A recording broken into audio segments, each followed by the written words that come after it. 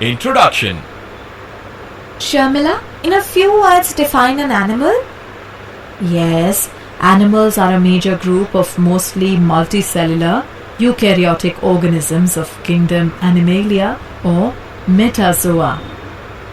Sharmila, now tell me what makes animals different from plants? Yes, plants are multicellular, terrestrial, non-mobile, photosynthetic and autotrophic, while animals are mobile, heterotrophic, multicellular and aquatic, terrestrial or arboreal. Objectives. At the end of this lesson, you will be able to define what animals are, know about various types of animals, understand various characteristics of animal kingdom, know about various level of organization, understand body symmetry, understand diploblastic and triploblastic organization, know about coelom, understand segmentation,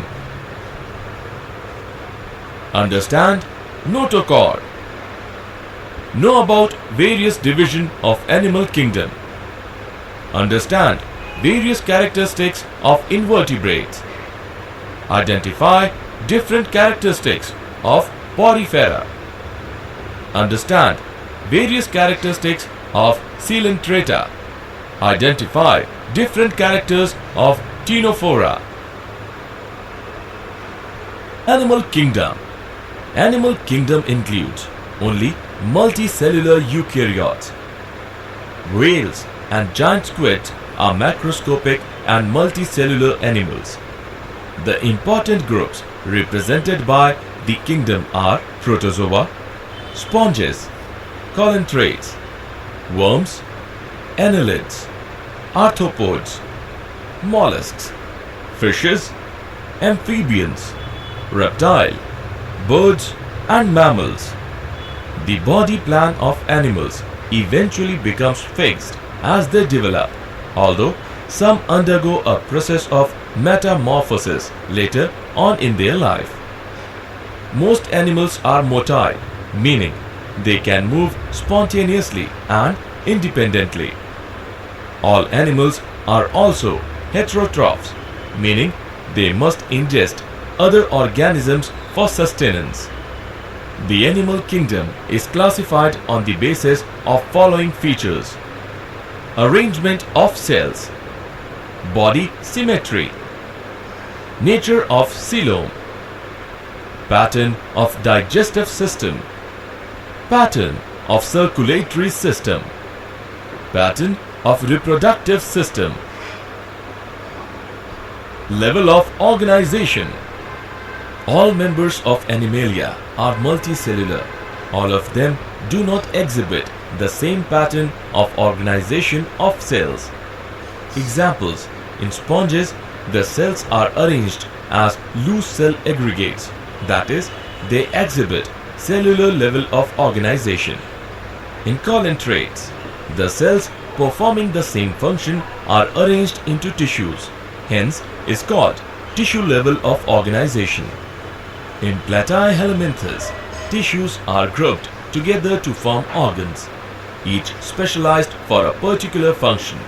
It is called organ level of organization. In animals like annelids, arthropods, mollusks, echinoderms and chordates, organs have associated to form functional systems. Each system is concerned with a specific physiological function. This pattern is called organ system level of organization. Organ systems in different groups of animals exhibit various patterns of complexities. A complete digestive system has two openings, mouth and anus. For example, the digestive system in platyhelminthes has only a single opening to the outside of the body that serves as both mouth and anus, and is hence called incomplete.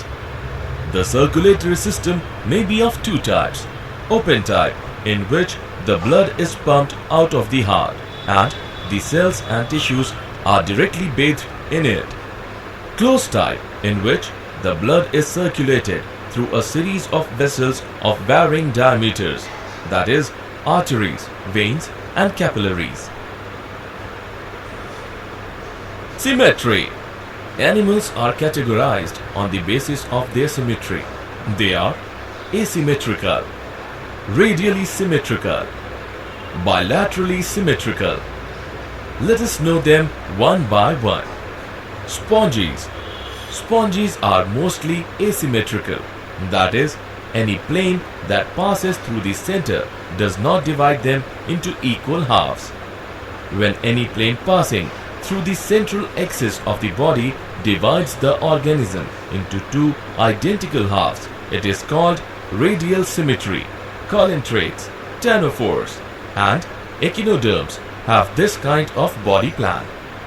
Animals like annelids, arthropods, etc., where the body can be divided into identical left and right halves in only one plane, exhibit bilateral symmetry.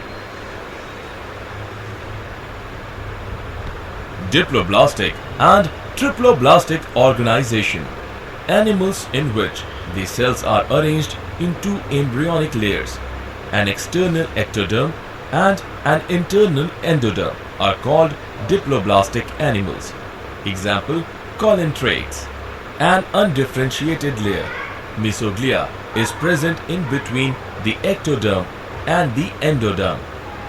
Those animals in which the developing embryo has a third germinal layer, mesoderm, in between the ectoderm and endoderm are called triploblastic animals. Example, Platyhelminthes, two chordates.